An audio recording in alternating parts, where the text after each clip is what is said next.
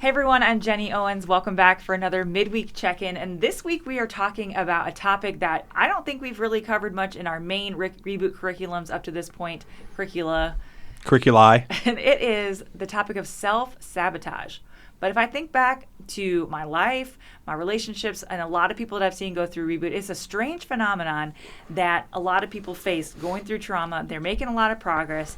And then for some reason, it's like time and time again, decisions are made that bring that person kind of one step forward, two steps back. And they find themselves stuck again, wondering if they'll ever really change. It can be really disheartening, really frustrating. So we figured it was a good topic to tackle. So we're going to talk about why we self-sabotage and how to break that cycle. So stick around.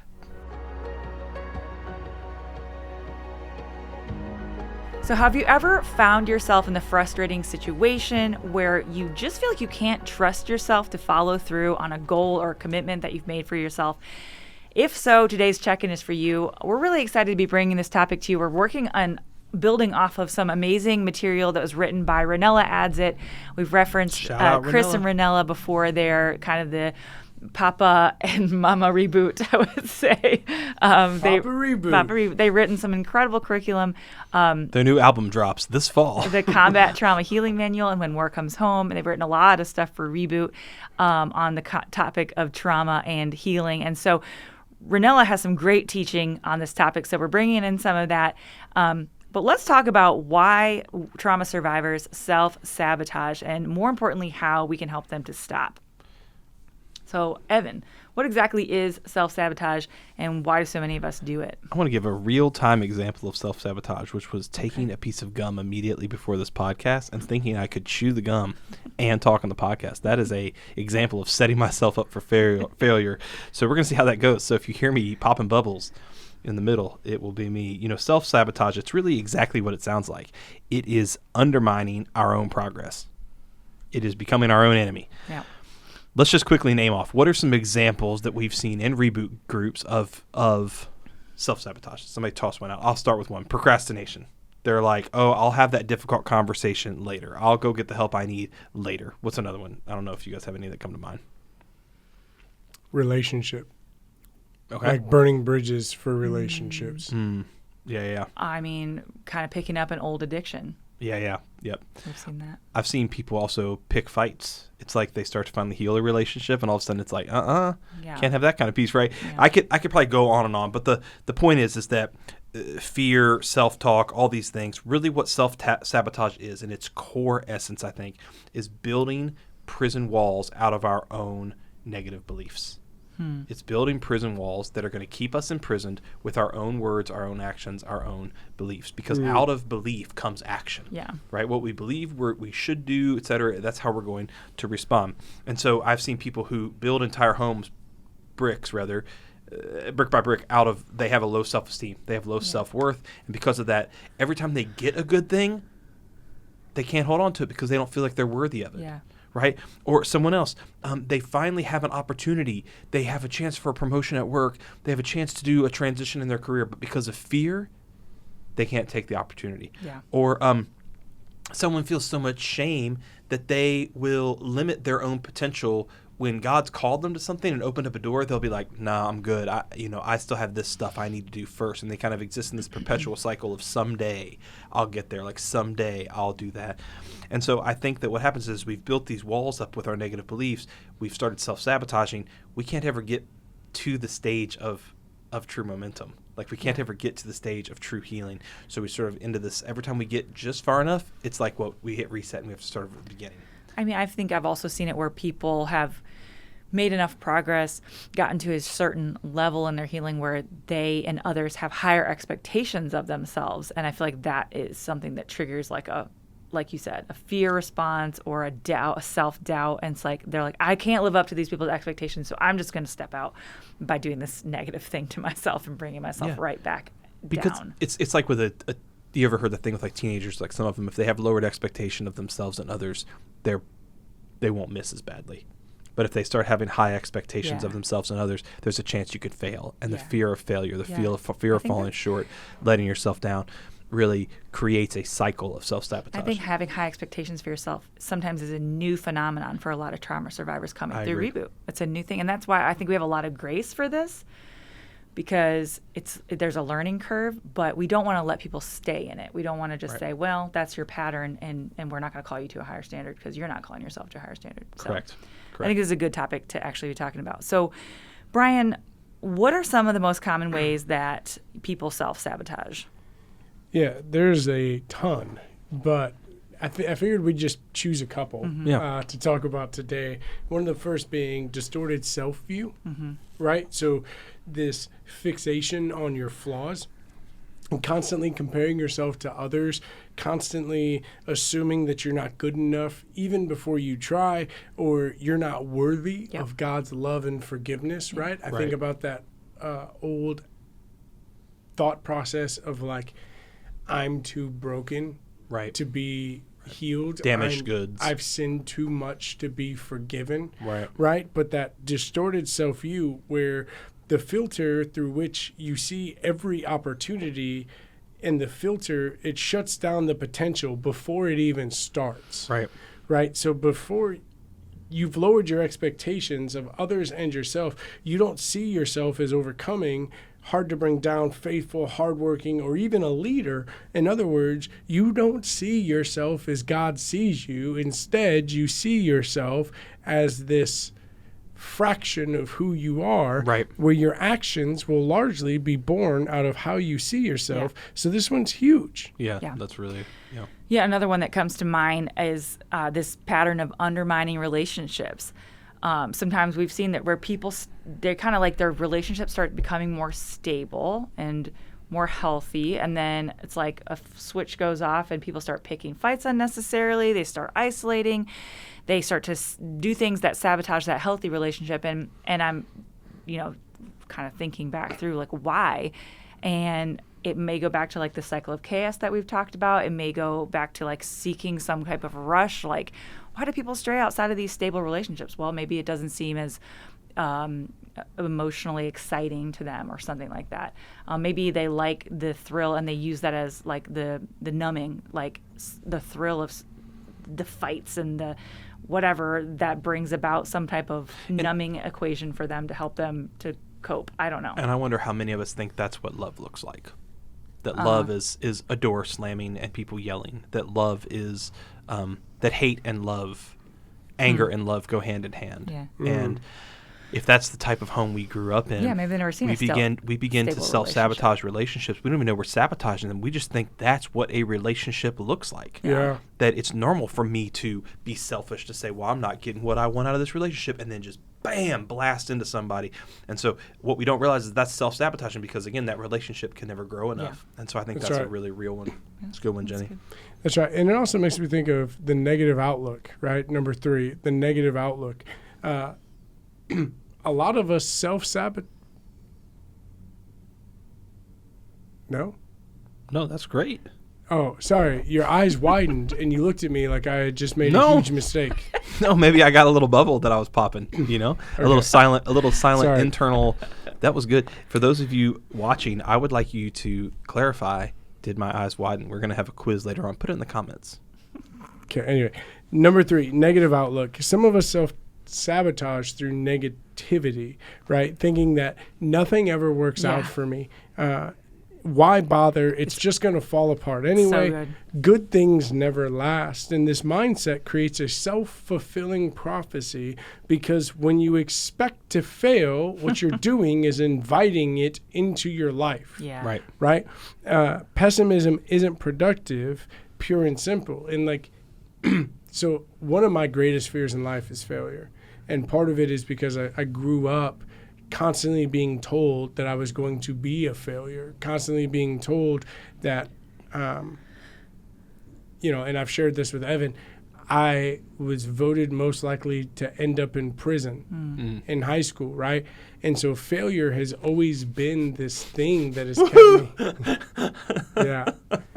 me. But a lot of times, looking through through a negative outlook, before I've even stepped into an opportunity, I have stopped myself from doing so because I've just assumed that it's going to fail, or I've assumed that it's not going to work out. Or when life is really good, I catch myself constantly thinking, what's going to be the next move that drops the bottom out from underneath me? Right. Right. That's we come really to expect that. I think that's actually one of the things we're measuring. I do the research at Reboot, is this idea of having a positive expectation for the future. I think that's a sign of healing from trauma that not a lot of trauma survivors have innately, but we hope that you develop as a process of going through Reboot, is that you can look forward with positive expectation for your life. That's right. Yeah. That's what we're talking about. And I want to speak. Man, I'm so glad you said that, Jenny, and Brian, I'm glad you brought this up, because I can think of so many of my friends who I'll say, how's it going? And it's like 9:30 in the morning, and they're like, another day. You're like, how bad could your day been? It's only 9 a.m. Or, it's like, what's going on, or whatever. And, above, still breathing. There was an interesting data study that was done where they analyzed which had greater impact, less negative talk or more positive talk in a person's general outlook. And I think that most pop psychology would have believed that if we said enough positive things about ourselves, affirming things, positive affirmations, et cetera, that would get better. But it showed that reducing negative comments and reducing negative thinking dramatically outperformed infusing additional positive comments. So it's like, if I approach every day with like, just another day, versus I'm going to win today. Like, today is going to be awesome. I'm going to finish well today. Then all of a sudden, I think your self-fulfilling prophecy starts with, it's going to be a great day. That's right. As opposed to, well, I'm here. How's life? Well, it's just another day. And so I just think those initial words you start every morning with really matter, because if you start with negative talk, data actually shows no amount of positive later on in the day is going to reset that. Overcome it. Wow. It's not going to overcome That's good. Yeah. Another one is fear. We've talked a lot about this, going back to kind of the survival brain mode, but people get stuck in a place of viewing the world as an unsafe place and viewing themselves as sort of powerless to make any impact within it. So people have fear of failure. Brian's talked about that. Fear of success and then letting people down. Fear of rejection if we put ourselves out there. Fear of even getting your hopes up and being disappointed. And after trauma, fear can really become familiar to us. Yeah. We can tell ourselves that playing it safe and staying where we are is the only way to survive, but all that does is keep us stuck. Yeah, so that's a big really one to overcome. Yeah. But it's something that it makes sense based on what we've walked through. So we have to make conscious efforts to overcome that. Any others you guys think of? Fear, it is a liar. Yeah. Sorry. That's what came to mind when you guys were talking about that. But I also think about addiction. Ooh, that's a good one for self-sabotage. Yep. Addictive behaviors would probably be the last one that should be the most common form of self-sabotage. When we numb, we can't face life on life's terms and thus become addicted to trying to maintain an alternative reality that just isn't stable. And I think when we think about deny, cry, numb, run, there's multiple different addictive behaviors, right? Like, people love to just point out substance abuse, but you can be addicted to the video game. You can be addicted to the gym. You could be addicted to your attention from the opposite sex. You That's could be right. addicted to a lot of things. Yep. All of these other things. And I think, if I know I struggle with something and choose to do something, right? That's a form of self-sabotage. Absolutely. Because I know what that road, especially if it's something that I've battled my life, I know what that road leads to. Yeah. And so stepping back on the path is knowing and self-sabotaging my future. Wow. Yeah. Well, this is really hitting home. This is a lot of good information. So how do we start to break free from some of these thought patterns, Evan? Okay. Well, I think the first one is, we only named 4 or 5 just now? 5. The first one is to identify the thought patterns that lead to your self-sabotage. Most harmful actions against ourselves begin with a negative idea. We entertain that idea until that idea, of a seed of an idea, is full grown action. Yeah. And so the first one is to identify what are those patterns of thought that lead me into this? What are those times when I've sabotaged myself in the past? And it's so easy to say, like, well, those were all one-offs that had to do with other people. Those were all situations that they weren't connected. But can we find a thread between them throughout our lives, maybe even generationally?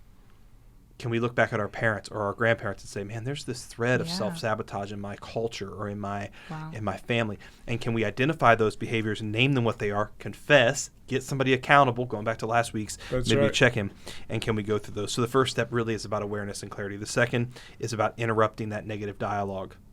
Tell it to shut up. Like, stop listening to it, stop saying it, stop participating, stop being a willing participant on the construction crew to build a prison around yourself. Right. Like, stop putting bricks around your life. Yeah. Right? You want to be free? Stop putting yourself in a prison. Yeah. And so when you start saying, like, well, I'm not really worth that, or somebody else, I just know someone else is going to get that promotion. Oh, I just know somebody else is going to get, this is never going to last. Waiting for the bottom. When you start finding yourself saying those things, stop saying them. Yeah. Stop saying, what's that old cliche when you're in the bottom of a hole? What's the first rule? Put down the shovel. Stop digging. Yeah, put down the shovel. Can I ask you a question on that one, though? Yeah. Because I know I can't be the only one, but for sometimes when it comes to identifying the negative dialogue, I think it's easy for me to change my mindset, but I think sometimes it's hard for me to change the voices of the past, right? So the things that people had spoke into me negatively throughout the years. And so if somebody is at their group right now watching this and they're like, okay, well, I'm working on me, but how do they reframe those things that people had said to them? Yeah, I think you have to go back and identify when those patterns thought. We talk about identifying ungodly beliefs or unproductive beliefs. And it's most of the time, if those things happened to us when we were younger, what's ironic is we don't even remember the pinpoint moment we started believing that about ourselves. Yeah. Like Jenny. Unless we really pause and really reflect on it. That's right. Like Jenny, you have one you talk about where you were told to not talk. Yeah, to shut up. Yeah, to shut up, basically, that you didn't have anything interesting to say. Yeah. And so Jenny went years, sorry to share your business. No, that's okay. A recorded podcast. Yeah. But just that, she went years not really sharing that. Not really believing that I have anything of value to say. Right. And it's just a simple, comment toward me, but for some reason I internalized it, and it became not just shut up now, shut up forever. Right. Same with me. I had a thing. I've never shut up in my life, but we know. Oh, dang! But I had this belief that was instilled in me actually through something as silly as watching a documentary, and it was about a young person that died, and I had this very surreal. Not surreal, that's the wrong word, very like deep-seated belief that I was going to die really young. I was confident of it. And so I lived with this fear, and that influenced all sorts of things. Like I didn't do anything that I perceived as a risky thing because I could die. I remember still, even in recent years, like we went on this camping trip way out in the wilderness, and like I was freaked out the whole time because it's like, this is going to be how I die because I'm in the middle of nowhere and there's not any medical care for a 3-hour plane ride, and I'm, had a lot of power over me, and I had to start being like, I'm going to identify this behavior, I'm going to shut down that negative thinking, and then step 3 is I'm going to replace that lie with the truth. I'm going to replace that lie with the truth. To do that, though, here's one of the first things you have to know: the truth. Right. You can't say, like, I'm just going to replace this lie with something that's a positive, affirming idea, because that idea still may not be true. And what is the truth? That's right. You got to get into it, and that's why I think some of the upcoming reboot sessions are going to be so helpful for you, and the ones we've talked about, because getting into what is the truth about me. What's the truth, not just of who I am, but what I'm capable of, what my purpose is, what my destiny is, where I can go, my limitations, my potential. All of those things I think are so important that are easy to look over. So it's not just spirit. I just want to be clear. When we talk about identifying behaviors, interrupting negative dialogue, replacing the lies with the truth, this is not the power of positive thinking. This is called spiritual warfare. Because the truth is what God says on any topic. That's what I was getting at. What is the truth? Is what God says. That's right. And how do you know that? You got to read his word. And if you don't think it's spiritual warfare, try to just muscle through not thinking negatively about something for a while. And you won't be able to, because there's a spiritual warfare element. And the weapon that you need is the truth. That's what you need. Yeah. And so, anyway, that's just kind of how I would go about it, is, read those truths, memorize them, what they say, write them on your doorways and bind them, write them on your forehead? Write them on your forehead? There's definitely something about a forehead there. You can bind them for sure. I don't know what that means. So there you go. Yeah. Jenny, try to push it into your brain. can you help us get some wrap-up comments here? Okay, so as we close, we're going to leave you with this question. Is what could your life look like if you stopped getting in your own way? Wow. What could God do in you and through you if you stopped stopping yourself? It's kind of like stopping the bleeding. We talk about that in at least one of the curriculum. The world needs a full version of you, and your family needs a healed version of you.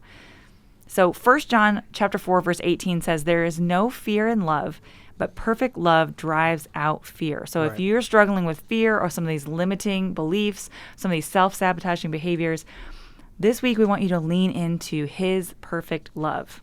And in doing so, you got to know him. You got to know what he says. You got to identify those lies that are contrary to what he says, replace them with the truth. Ask God to empower you to help break this cycle, because you were made for more than just survival. You were made to thrive. There you go. And we'll be right here cheering with you and cheering for you every step of the way. So we will see you next time on the next Midweek Check-In.